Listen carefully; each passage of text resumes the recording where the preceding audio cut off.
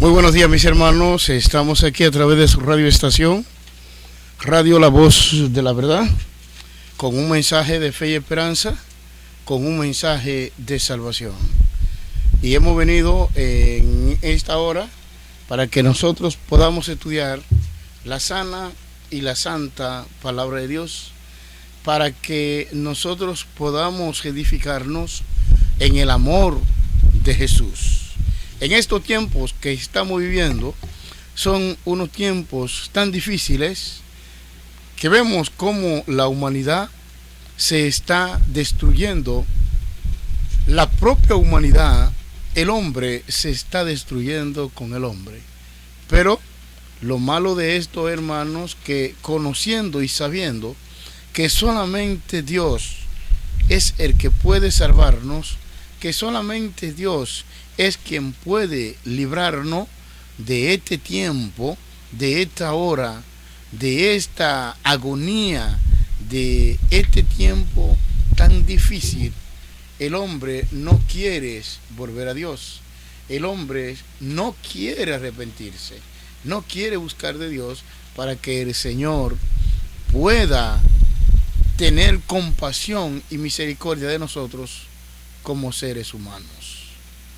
Hermanos, debemos volvernos hacia nuestro Creador, debemos volver a Dios, porque solamente Dios puede librarnos de esta calamidad por la cual estamos atravesando.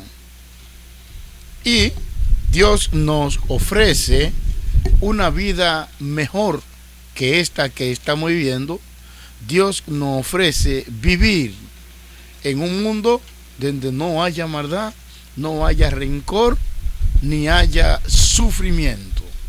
Por esa razón la invitamos a que ustedes podamos volvernos a Dios para que el Señor pueda ayudarnos en nuestra desesperación y en nuestro sufrimiento.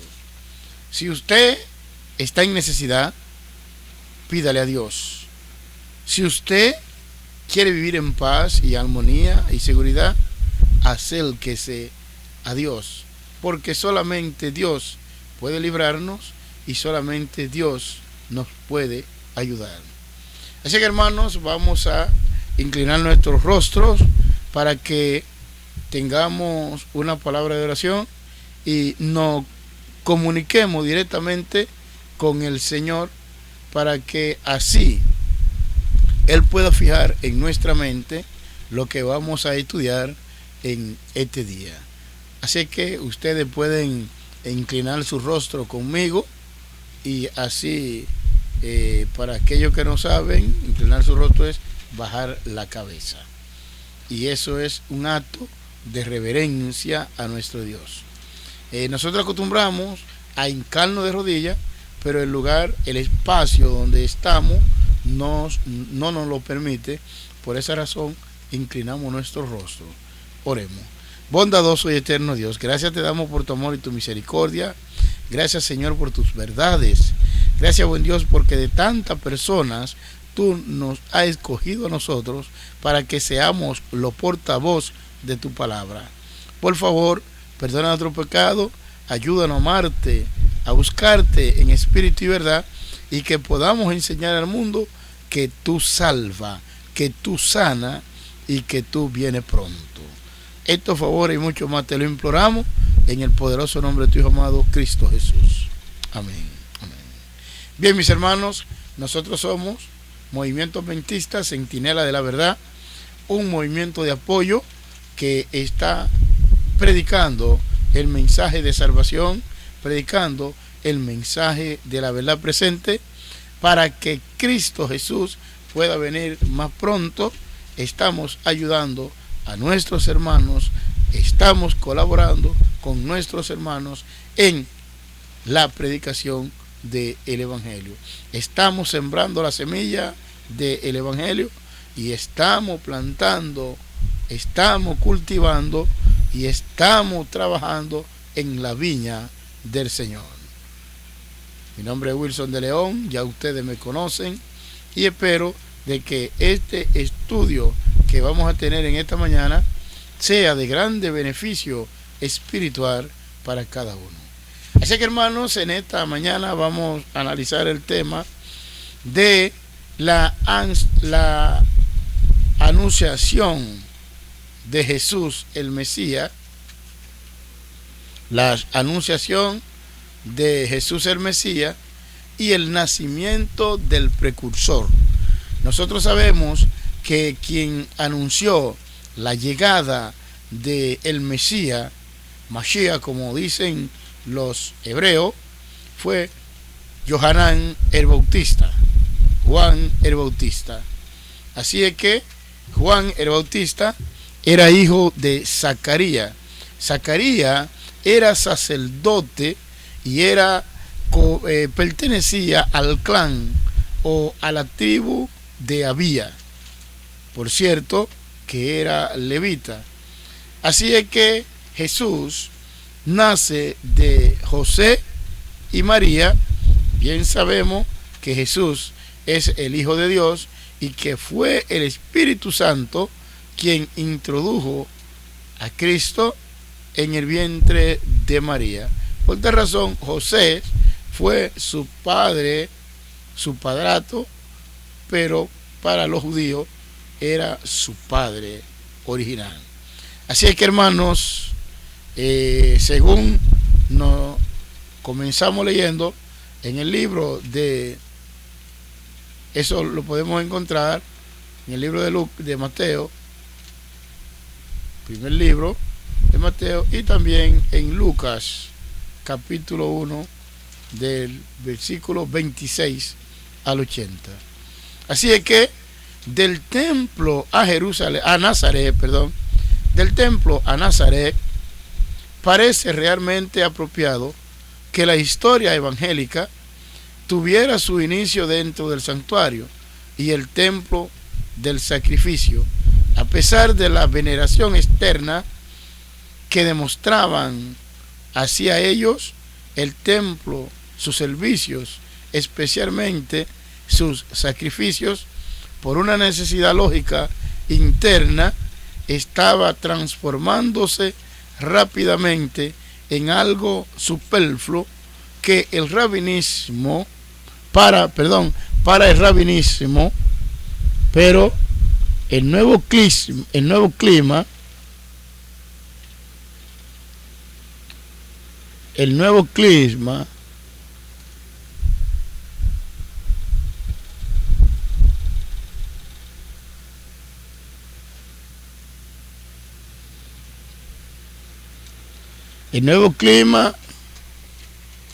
de opinión o desarrollo, pasando por encima de los elementos intrusos que eran después de todo el origen racionalista, estaba conectado en su comienzo directamente con la dispensación del Antiguo Testamento. Su sacrificio, sacerdocio y promesa en el santuario, en conexión con el sacrificio y por medio del sacerdocio, este era de modo significativo el comienzo de la era del cumplimiento. Aquí nos está relatando lo que se hacía en el santuario. El santuario y su servicio era un servicio de sacrificio y oración e intercesión, donde se juntaba el oferente, que era aquel que había pecado, donde llevaba su cordero, llevaba su ofrenda y la degollaba, y los sacerdotes agarraban la sangre y la vertían en la cortina del lugar santo. Allí no podía entrar usted ni yo, no podíamos entrar personalmente, porque solamente podía entrar la sangre de el pago de nuestro pecado. Solamente con sangre y sin sangre, según nos dice el libro de Hebreos, no hay remisión de pecado. Así es que la gran reforma religiosa de Israel bajo Samuel también había empezado en el templo, que durante tanto tiempo había estado en el pasado, en el templo, en el pasado, que durante tanto tiempo había empezado en el templo, en el fondo, pero incluso en este comienzo, en el templo y en la selección de comunicación a un sacerdote y Dios, había una marcada diferencia del ideal rabínica. La diferencia se amplía en un agudo contraste cuando pasamos del precursor al Mesías en el templo de Galilea. El humilde sacerdote y Dios a la familia humilde sin letra de Nazaret.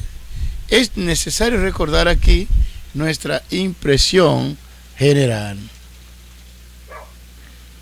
Así es que del rabinismo, su concepción de Dios y del sumo bien y objeto último de todas las cosas, el cual consistía en concentrarse en el estudio erudito proseguido en las academias, y luego había que pensar en el desprecio sin límite con que acostumbraba a hablar de Galilea y los galileos, cuyo dialecto mismo era una ofensa y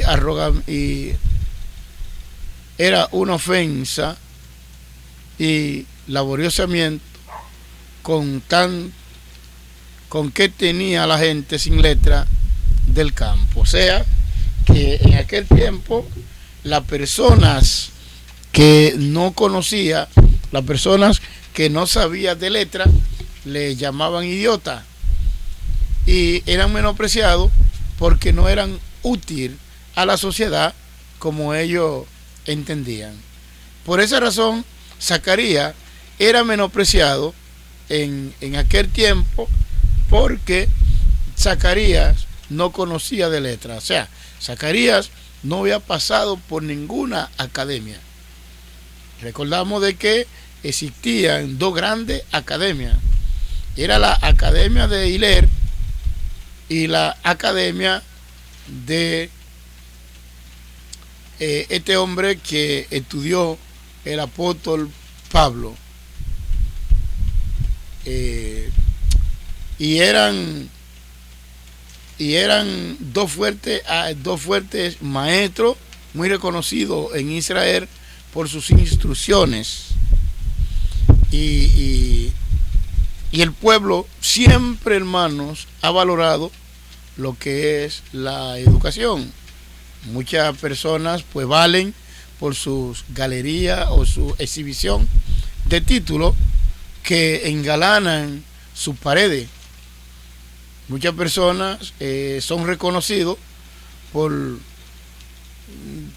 su estudio, por sus cuantas, 2, 3 y 4 profesiones que haya alcanzado. O sea que también en el tiempo en que nació Juan el Bautista, en el tiempo que vivió Jesucristo, el Mesías, también era importante ante la sociedad la educación y la profesión. Pero fíjese cómo Dios actúa y cómo Dios obra. Viene el Hijo de Dios, aquel que salva al mundo de pecado, y nace en un hogar humilde donde no fue a esa academia. No fue a esa academia. Por eso vemos que el apóstol Pablo era muy reconocido y muy querido porque estudió en la academia, en la escuela de Gamaliel. Por eso Pablo dice, y se identifica en Hebreo 11, y él dice que él era fariseo, porque la academia de Gamaliel mayormente era la de donde simpatizaban los fariseos. y la academia de Hiller era la de los saduceos. Y ellos siempre estaban encontrados, porque siempre discutían, y no quiera usted, hermano, escuchar o participar en una discusión de dos judíos. Usted escucha, usted llega donde dos judíos están analizando o están discutiendo y usted cree que están peleando. Y no es que están peleando, porque ellos discuten acaloradamente. Así es que vemos allí que en aquel tiempo, vuelvo y repito, aquella persona que no conocía de letra, como nosotros hoy le llamamos analfabeto, allí se le llamaba idiota.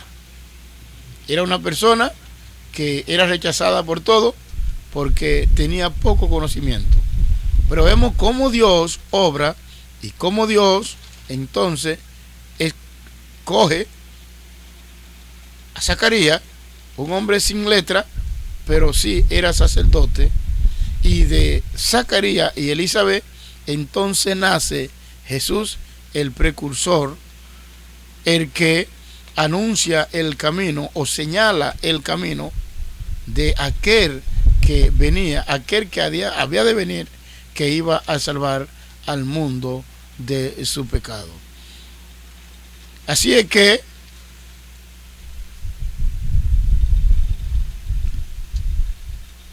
realmente esto no formaba parte de alguna y un Mesías, el fruto de una virgen de Galilea, desposada con un humilde carpintero. Con toda seguridad, un cuadro así del cumplimiento de la esperanza de Israel nunca podría haber sido concebido por el judaísmo contemporáneo. O sea que nos dice aquí que un cuadro así, por lo menos, María, una virgen desposada con un carpintero. La carpintería era un oficio que rentaba, pero no era tan ilustre como otros que se conocían en Jerusalén. A pesar de que Jerusalén todo joven tenía que tener un oficio o una profesión, porque el rabinismo no permitía que se desarrollara una persona, un niño, un adolescente, pasar a la juventud sin conocer un oficio de que pueda vivir en el mañana. Nosotros debemos recordar que en tiempo atrás, pues nuestros gobernantes se preocupaban por eso. Yo recuerdo que en mi niñez aquí existían varias escuelas laborales, como las escuelas vocacionales, Escuela Vocacional de la Fuerza Armada y la Policía Nacional. Esa era una escuela que era para enseñar a jóvenes que quisieran prepararse. Por ejemplo, yo tuve la oportunidad de estudiar en una. Yo estudié técnico en tapicería, donde en ese tiempo duré un año interno allí estudiando. Y allí junto conmigo estudiaban guardia y policía. Y estudiábamos también civiles. ¿Por qué? Porque en ese tiempo de mi niñez, los gobiernos se encargaban de que los jóvenes tuvieran por lo menos una formación para que ya cuando lleguen a la edad de ellos formar su familia, pues entonces tuvieran de qué vivir. Y eso es algo muy importante, hermanos. Así es que no había un Mesías en absoluto, absolutamente nada había pasado, presente o posible, intelectual, religioso, e incluso nacionalmente que pudiera atraer, o más aún, cuando no repugnara así desde el mismo comienzo de esta historia. Podemos comprender el contraste e intenso que implicaba, con todas las dificultades para su recepción, incluso para aquellos que pasaron a ser discípulos, a medida que casi a cada paso de su progreso, cada vez a medida que la nueva sorpresa, cada vez con nueva sorpresa, se le llamaba para dejar lo que se le había enseñado antes y acudir a lo que era enteramente nuevo y extraño. Y sin embargo, tal como Zacarías puede ser de Cristo como el representante de lo bueno y verdadero en el sacerdocio de aquel tiempo, también la familia de Nazaret era una cosa típica israelita.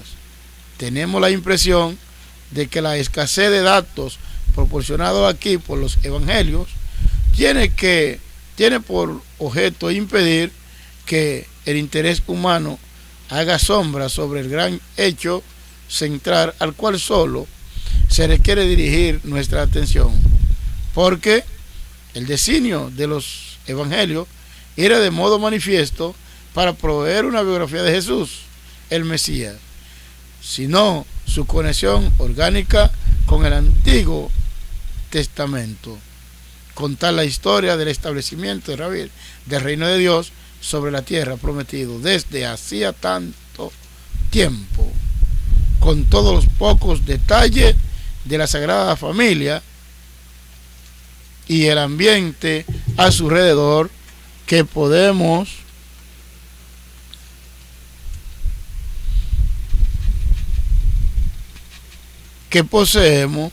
pueden ocupar nuestro interés. Aunque esto pueda parecer terrible e incierto, que el rabinismo enseña que Dios se ocupa de un número determinado de horas y cada día de los estudios de la ley. Así es que los rabinismos hacían hincapié en el estudio y el conocimiento de la ley, y todo aquel que no conocía la ley en ese tiempo pues tenía grandes dificultades. Por esa razón, la tierra alta que forma la porción central de Palestina es tan separada por la rica llanura de Jerez que separa a Galilea del resto del país. Este fue siempre el gran campo de batalla de Israel. De modo apropiado, está como encerrado entre dos paredes de montaña. La que sigue al norte de la llanura está formada por la montaña de la Baja Galilea, hendida hacia su mitad por un valle de que se ensancha hasta que después de una hora de trayecto hace que nos encontremos dentro de un recinto que parece casi uno de los santuarios de la propia naturaleza, como en un anfiteatro. Lo rodean 15 colinas hacia el oeste.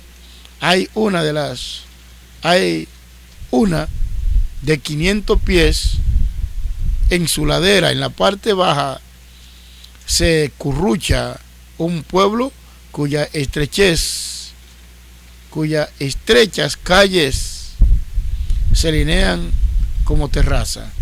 Este pueblo es Nazaret, y probablemente la antigua Sarit o en Sarit, que en tiempos de Josué marcaba el límite norte de Zabulón, según nos lo confirma esto Josué capítulo 19 versículos 10 y 11.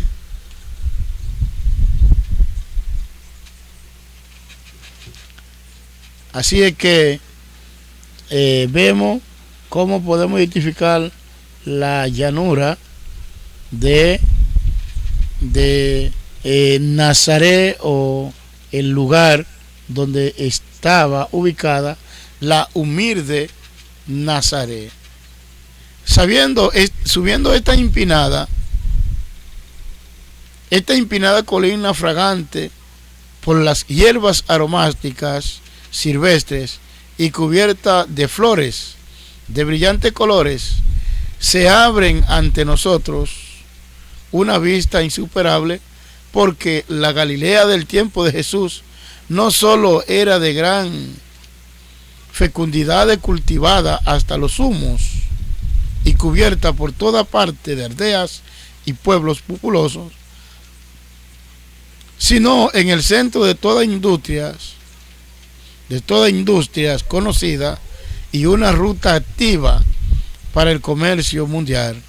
Hacia el norte, el ojo abarcaba una rica llanura que verá tachonada aquí y allá de blancas ciudades de reluciente sol. Luego cruzaba rápidamente sobre colina y valle, entre montañas románticas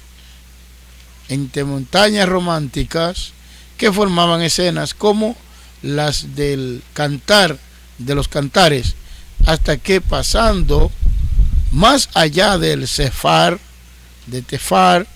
de los Crabinos, la ciudad puesta en la colina, la vista quedaba limitada por el gigante de la distante cordillera, el Mon, coronando de nieve hacia el oeste, entendiéndose como una escena de riqueza y hermosura,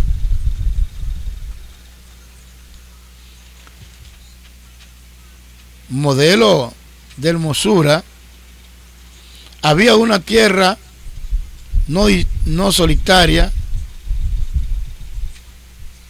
sino frecuente, no solo, no consolada, sino un hormiguero de vida, mientras que el horizonte se hallaba en Carmelo, de color púrpura, más allá una franja de arena plateada, y luego la superficie deslumbradora del gran mar a distancia, blancas velas como a las entendidas, meciéndose hacia los terrenos del mundo.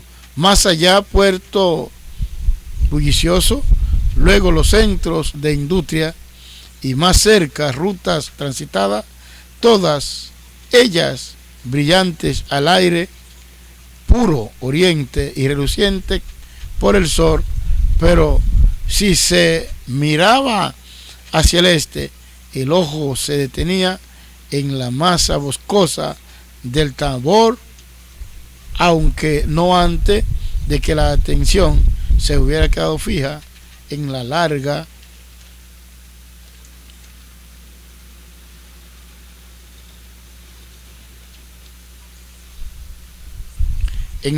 trinchera hilera de caravanas fantásticas y avivada por la figura avigorada de todas las nacionalidades y todas las clases de vestidos que iban de oriente a occidente en la línea comercial. Así que, hermanos, estamos agradecidos de Dios por su amor y agradecidos de ustedes porque comparten con nosotros esta palabra. Bendiciones y que el Señor nos bendiga. Así es que oremos. Bondadoso Dios, gracias te damos por tu amor y tu misericordia, perdona nuestro pecado y ayúdanos que lo que hayamos entendido, lo que hayamos estudiado, podamos apreciarlo en nuestro corazón. Estos favores y mucho más te lo imploramos en el poderoso nombre de tu Hijo amado Cristo Jesús. Amén. Así es que, hermanos, bendiciones.